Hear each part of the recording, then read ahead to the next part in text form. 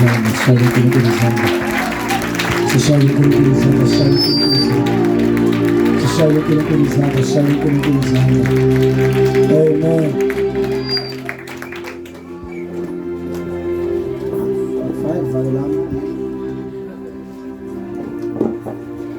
Amen.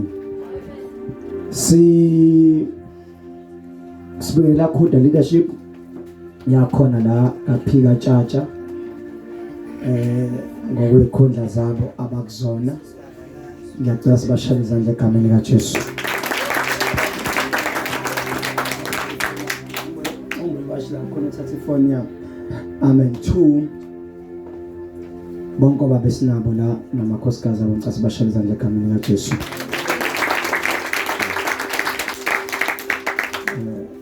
Inceke ezidlalelayo abafowethu abenza kube mnandi. The worship team ngiyacela sibashayele izandla egameni likaJesu.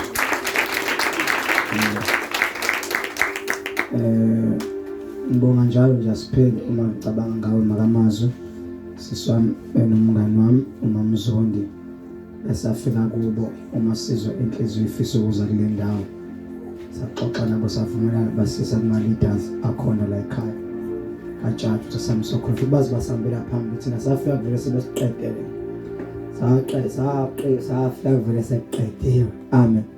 So ngiyacela nje mama Mzondi baphama izandla bathi sibashayele nje izandla enkulu bathi nje bazalwane. Hallelujah. Amen. Ngiyacela nje bazalwane straight to the word of God. La encwadini kaMateyu our struggling today. Hallelujah. Ukuthi singakhuluma ngani since umuntu ade vele busy the whole day. Amen. Ngoba nje ngiyafika nje ukuthi asikhulume ngaleli verse noma singangajoloka nje. Silisho nje sigodokele ngoba vele isikhathi sisaside. Amen. Hallelujah. Ngizeliwe phela nje inyanga. Lokho kushunyela. Amen. Igama lami bazalwane koqala kufika for the first time. Oqala ngibona igama lami it's certificate ku-ID uNkosi ngiphile Charles Msobi Sibongo. Amen. Angihambi ke bazalwane ngedwa. Nami umfowethu sisaba nawo mawethu nobabodwa umfowethu Sunday 8 mfethu. Hallelujah. Asimshayele izandla egameni likaJesu. Yes. Asifike bazalwane asivule nje incwadi yaMateyu. Incwadi lola nje kakhulu incwadi kaMateyu Matthew chapter number 2 verse number 1. So funda sifike verse 12. So uzofunda iBhayibheli kuphela. Amen. Sizofunda iBhayibheli.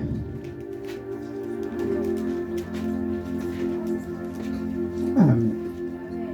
Mase ngithole nje bazalwane vele amen. Ngifuna ukukhuluma ukuthi intshumo lami angifisi ukuphi isihloko kodwa bengizophi isihloko ungilalele kahle.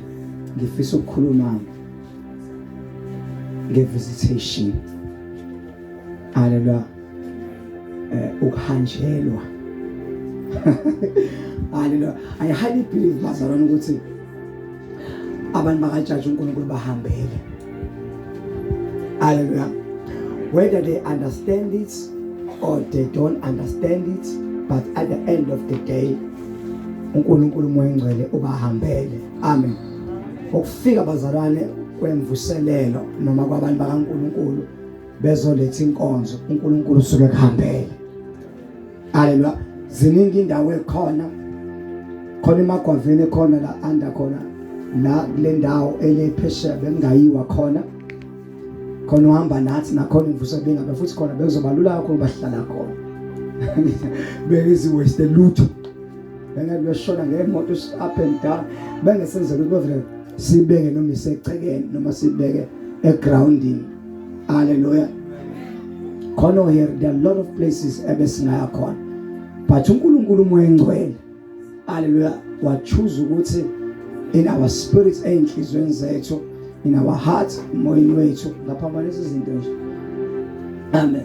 in our spirit emoyeni wethu, in our hearts enhlizweni yethu ukuthi sibe kule nani yavuma esingisenza umuntu avuma ngisho umuntu azebhede bheda apulpit. Amen. Ngisanda umshumelo uvula ivesi. Amen. So nje siyabonga kakhulu nje bazalwane, siyabonga kakhulu ukuthi nihanjelwe uNkulunkulu, siyamthembisa uzange sinithuke. Amen.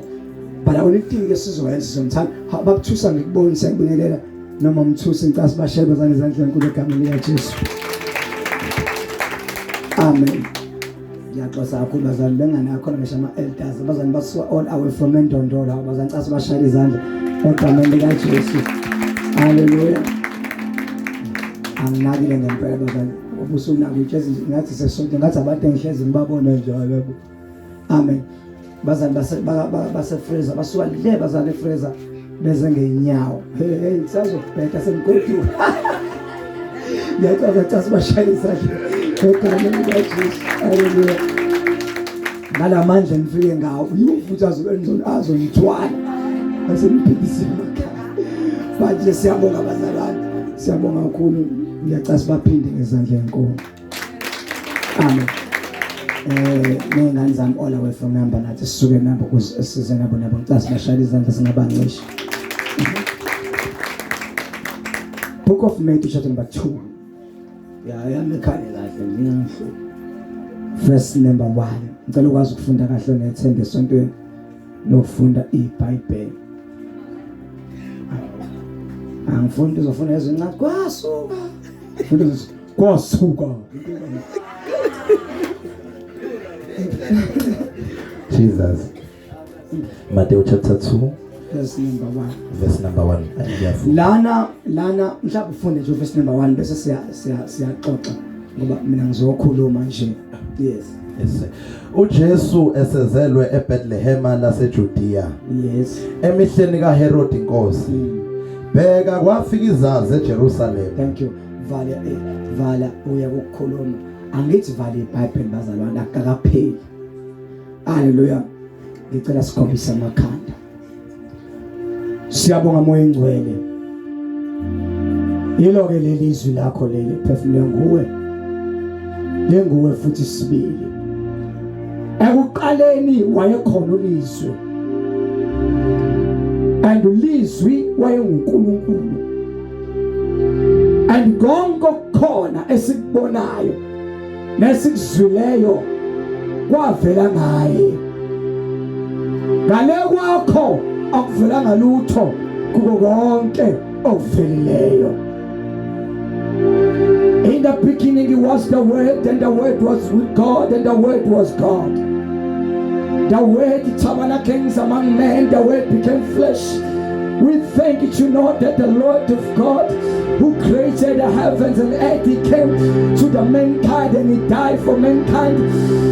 After He died, after 3 days, He rose up and went to heaven. And we thank you, Lord, that now as we speak, He's seated on the right hand of the Father.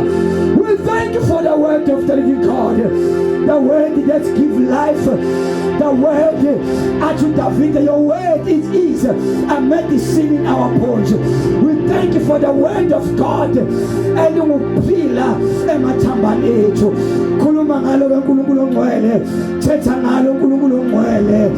Vula amehlo, uvula amadleba kamoya. Uba lonke izwi elizokhulunywa kule ndawo namhlanje lingene uNkulunkulu ongcwele.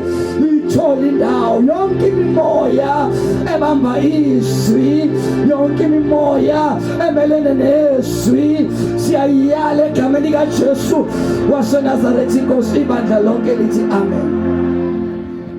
Something wrong manje ngokuxhuma kwakho noma yini ukuxhuma kwakho mfesandeni awungicheckela wami nakuyangilimaza nje la ngizalanga ukuzoshona la ngizokhona. Si usungaqala ke before uqala funda iverse again. 1. Matthew chapter number 1 baba lathi uvule khona. Yes, 2 verse 1. uJesu esezelwe eBethlehem laseJudiya. Jesu sezele eBethlehem laseJudiya. Emhleni kaHerodi inkosi. Emihleni kaHerodi inkosi. Bheka kwafika izazi eJerusalema. Bheka kwafika izazi isiright. Bheka kwafika izazi zasempumalanga. Zivela empumalanga zithi. Kwafika izazi eJerusalema. Zivela empumalanga zithi. Okay, share. Lana bazalwane ukuze singaduki ngoba izwi kaNkuluNkulu yingenza lokho. Amama ikhama ifacisha. Ngimi wrong, ngime ngala.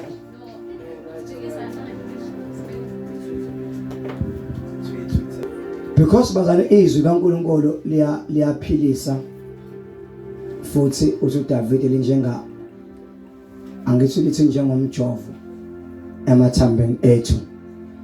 Angifisa ukukhuluma kakhulu noma ngishumayele kakhulu ngize ngijuluke ungayizwanga kahle ukuthi yini le kuze kuthiwa la uJesu ezelwe eBethlehem laseJudiya emhleni kaHerod inkosi kwafika izazi because izazi visited Jesus Christ. Hallelujah. Ujesu esezelwe. Ngicela before sifike la uzofunda kahle la uMatthew chapter number 1 uzolalela kahle ukhuluma ngokuthi kwakhona usisothile intombi who knew no man engayazi indoda ogama layo lalo Maria. Hallelujah. Ekhona amantombazane onke ayekhona kuleya ndawo eBethlehem. Ngiyezwakala abazalwa. Kodwa uNkulunkulu wakhetha ukuvisita lentombazane ogama layo lathiwa uMaria. Amen. Angiphinde futhi ekhona wonke amantombazane ekhona endaweni. Hallelujah. Eyama virgins, umuntu oyivirgin mhlawumbe abantu abazi. Umuntu osuke engayazi indoda. Amen. Babe baningi kamantombazane ayama virgins ayengayazi indoda. But uNkulunkulu wachuza ngengelosi yakhe uGabriel. Amen. Ukufika kulena ethiwa uMaria. Wawayeka wonke amanye kodwa wavisita le. Amen. Kuthiwa lapha ya umefika le ngelosi le kuMaria ithi wena ufumana umusa. Amen.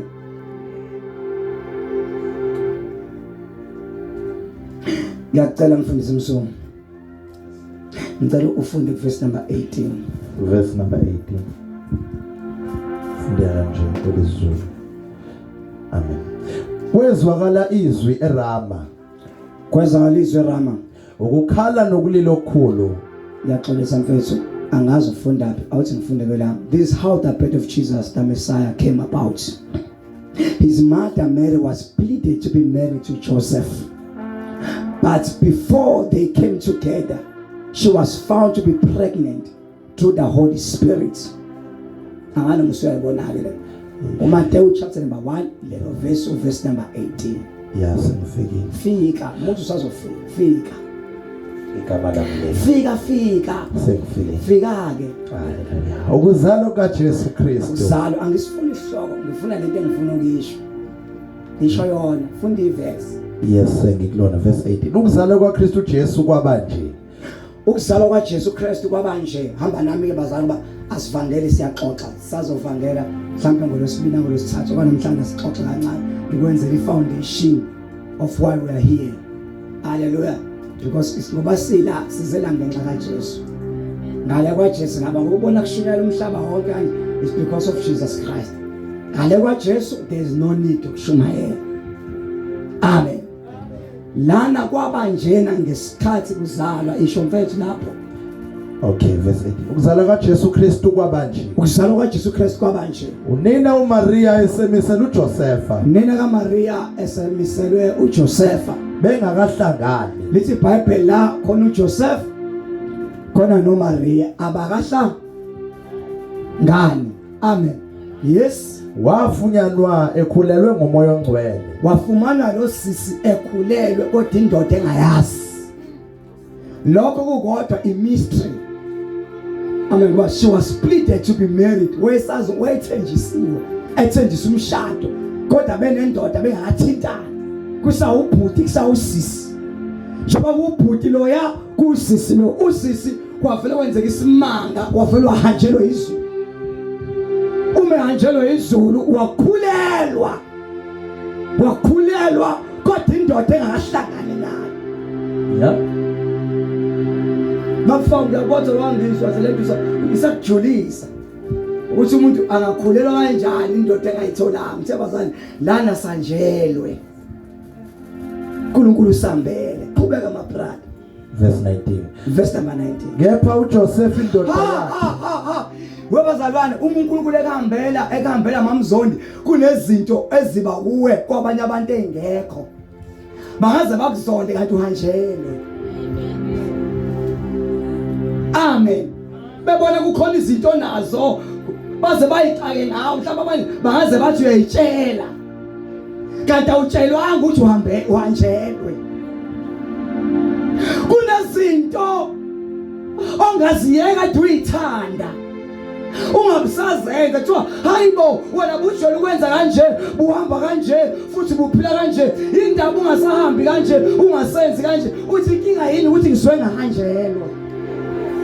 Umuntu ohanjelwe akenzi noma kanjani ngoba usuke ekhonjuliwe hanjelwe. La sifunda khona lafuna khona uNceke uMsuku uma ungaqhubeka uye eqaleni lithi kwakhona umama othile ogama lakhe lu-Elizabeth. Kuthiwa lo mama Elizabeth wayemdala benendoda yakhe uZakaria umpristi.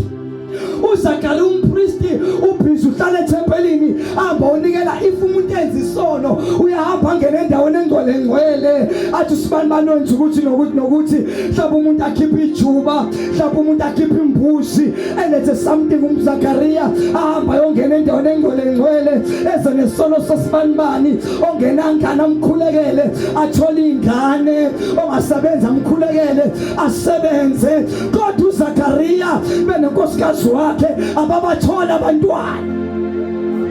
And uZakaria usemdala futhi umpristi. Njengoba umpristi ife ngaze afe noma zaye upristi kuzophela lento mfundisi kulela khaya. So they needed uNkulunkulu abahambele ukuthi uqobo lobupristi lobufundisi liqhubeka libe khona ekhaya. Kwathi uNkulunkulu afika bona abahambele waqhubeka uZakaria ebona abantu bezala ebona ingane ekhula kodwa sakhe isibeletho sivalekile. uZakaria waqhubeka waye eThempelini noma into zakwakhe ingavuleki kodwa wathi uma ingavuleki ayingenzi mamzondi ngihlale ekhaya noma ezakwami izindaba zingihlula kodwa ngihambe ngiye eThempelini ongenza ngelinye ilanga uNkulunkulu angikhumbula ngihambele kodwa into engizoyenza noma uNkulunkulu engafiki mina ngizoqhubeka ngiye enkonzweni. uZakaria waqhubeka wenza inkonzo yobupristi wabanxusela wabacelela izinto kodwa kwakhe zavaleka izinto. Uthi uZakaria noma ekhazi ivalekile kodwa will keep on coming to the temple.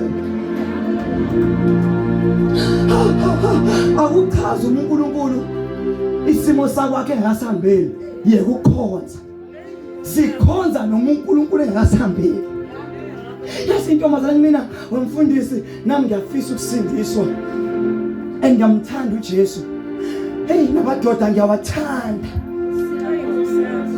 Mfundisi ngiyamthanda uJesu. Kodwa amadoda awayeke ngenze njani? Hayiwe mfundisi ngiyamthanda uJesu. Hey kodwa Nkosi yami indoda yami nawo ngiyayithanda. Ngenze njani kuba nayi indoda ngiyayithanda nangu lo Jesu ngiyamthanda. Nayi nendoda ngiyayithanda kodwa uJesu ngiyamthanda. Ithi mntana noma kunye waza kuyena uJesu indoda ikhona. Mhlawumbe akudona ukuhambele. Mhlawumbe indoda igcina ikushada. Indoda igcina isibona umfazi. Mhlawumbe kwakho kunye take a step uthi ngiyaphambili noma isimo zayabi kahle kungcono ngikuJesu kunokuhlala ngiyohlala la ngiyohlala la ngize ngife na kungcono ngiya kuJesu mhlawumbe angihambe.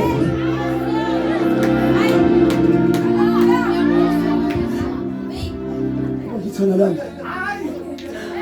bazalwane asikhonza uJesu ngoba izinto ihamba kahle. Lana kaJesu kunengane ezinhle engena madoda ziyabona TV mahle anamahwanqa agunda kahle kodwa sikwazi ukwathinta sokwenze njalo umfundisi sihlale esontweni kozobe nini mhlawumbe ngelinye ilanga uNkulunkulu uyosambela kodwa kwethu kungcono sihlale esontweni kunokuhlala esonweni. Kuyenzeka esontweni kube khona umuntu amthanda uJesu kodwa mfethu angawuthola umsebenzi. Kodwa emthanda uJesu futhi ekholwa ezenza edishiwe lo mfethu adela anikele ayikhokhe nezishumi anikele njenge cross abethanda kodwa izulu kube ngathi izulu libhekele anikela fast enze kahle kodwa izulu kube ngathi libhekele angaze give up ngoba ingqondo engenayo kodwa nengqondo uthi noma izulu ngabheka le ngizoba njengoZakhariya ngizoqhubeka ngenza inkonzo ngizolokho ngiyesontweni angeke ngiyeke ifanele kwakhona ngibanxuselayo ngizobabongela babe nabantwana into zabo ihambe kahle bathole imisebenzi babe nemali babe nemoto bashade ezami singalungi okwangeke ngibe nomona ngizoqhubeka ngibahambele ngibanxusele mhlawumbe ngelinye ilanga uNkulunkulu angahambele nami.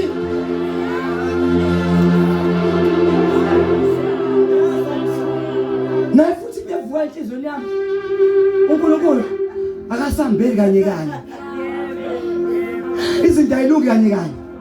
Awucabanga nje uZakhariya umama Elizabeth bazalwane usucabanga uMaria ukhazini wakho omncane naye. I love you bazalwane mhlawumbe leta ngicacise kahle. uZakhariya wayewumpriest wayewumfundisi. Umfundisi according to the law of the time kwakumsebenzi wakhe.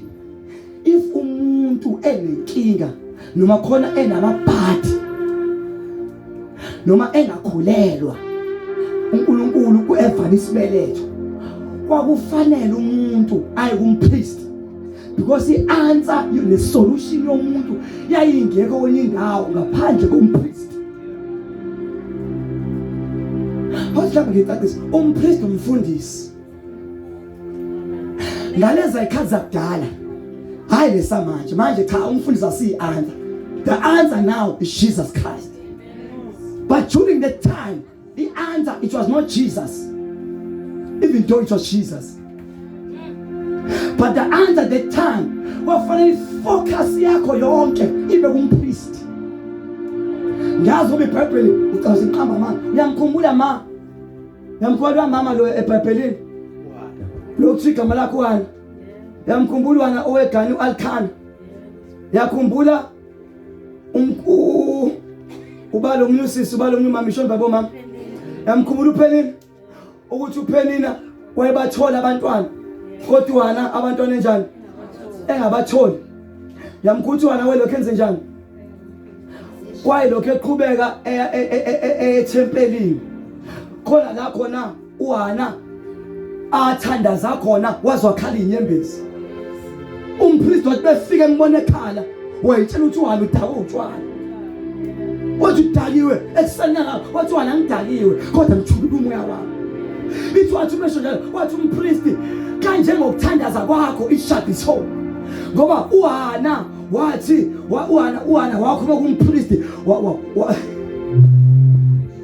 uHana wakhuluma kumpriest kumfundisi akithi umfundisi etshela udakiwe.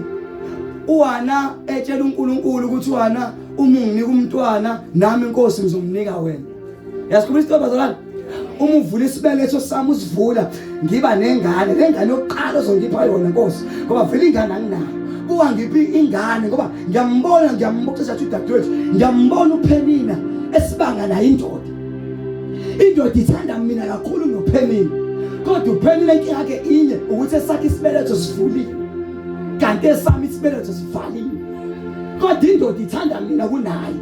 Kodwa yena and mina bisinika izabelo, mina okwami kuba kukhulu kunokaPenina. Kodwa noma indoda ingithanda kakhulu, kodwa uPenina udle ngento yodwa, uyaproduce. Mina noma ngithandwa kodwa isibeletho sivalekile, into zami zimile. Lalela ke, ngithanda la umetshela uNkulunkulu ungiphi umntwana ngizombuyisela kona pheke. Amen. Buka uthi uHana, she needed a voice of a man of God, yompriest. Athi akwenzeke njengokufisa kwakho, noma yena eyenkulunkulu ethi ungiphi umntwana ngizomnika wena. Kodwa kwangaphelele umpriest engakakhulumi. Kwafa umpriest akhulume, isibeletho savuleka. Waqala uHana wathi umndodeni yakhe wafelwa sala, wakhipha umntwana.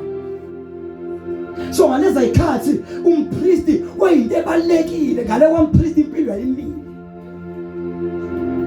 Ngizama ukuvezela ubone ukuthi how serious it is ukuba umfundisi ngalesa sikhathi. Can you imagine? uZakaria uthi uthathela uyaNkulunkulu, uthi uNkulunkulu nangu uMamZondi abantwana kanabo, munika abantwana. Amen. Afika uNkulunkulu uMamZondi ngesikhathi esilandelayo, afika uMamZondi esezoletha imbuzi yokubonga. Esimprithi ngiyabonga umntwana sengimtholile, nangu Sipho, nangu wangithandazela uSipho ngamthola. Kodwa yena esakhe isimo simile, yena uyankosikazi wakhe abantwana bamjaha bathola. Usene stress, une depression yokuthi uma ngashona lento yokufundisa iyaphela, uyena okugcina kasekho umuntu. Mfethu ngitshela wena ngoba abantu abaningi abangizwa bengikhuluma, akekho ifamily eyisebuhlungwini njengefamily yakaZakaria noElizabeth. Ngoba kwi-level as a man of God, umfundisi umbona umfundisi impela ngathi mina ubona bazana beshintsha imoto, bazi bakubukele phansi athi impilo yakho uyasangana. Babona bazana beneyimoto ezinkulu, bazi bayibone bebakhulu kunomuntu ophethe ama-answers abo.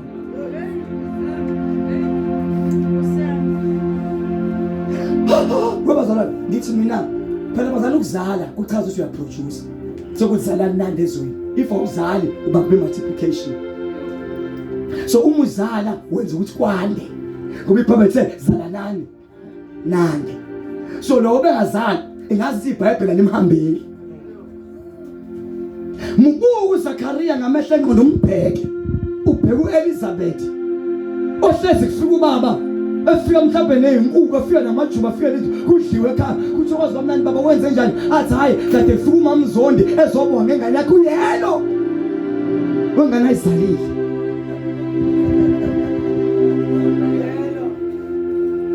Kuthi kusenjalo aphinde uMamZondi ngesikhathi esilandelayo sompriest aphinde athi mfundisi, uNkulunkulu azange azayeke, uNkulunkulu azwangempela, ngithenga ithi aphinde ngashayeni. Nangu uzanele creativity. Ade sakhala hayibo wemfundisa kuphelele. Nangu Fikisa hayibo mfundisa kuphelele na cabanga umpriest yena kwakhe kuthuli. Awucabanga ipain nobuhlungu balomfundisi abuzwayo ebona abantu bethola ingane impilo yakhe imini. Wakwaba kwi-level ukube indoda kaNkulunkulu. I remember one time ngikhonza kwenye indawo ethiwa iSenteke, ukuthi akekho umfana wakhona la unceke ulungisana. Ngabuzwe intombazane ezakumele umfundisi, kunento engithusayo ngawe, usikhulekelele singasebenzi sisebenza, ngalethi kangisekhaya sisebenza, uthi sonke sisasebenza kodwa wena usebenzi. Siyafika njalo la ntambama wena ukhona, thina siyasebenza manje, sebenza kahle futhi uyamfundisa impilo yakho ingathi imile thina. Why uNkulunkulu angavulile kathi impilo yami ngisebenza enkampani enkulu modern la usebenza khona, la ngisebenza khona mina kunzima kakhulu. Mina mina angishona isikhathi fanele ngivuke ekuseni ngo-6 ngalala ngivuke ngo-12 bengithanda ngo-1 ngishona i-deadline kuzokuba usha abasebenza kanzima usha westress utatazela ufuna ukureach i-target angireach i-targets. I have peace with you. Inkampani engisebenza kuyona inkulu noNkulunkulu omkhulu othi phumula lesikho enza show more.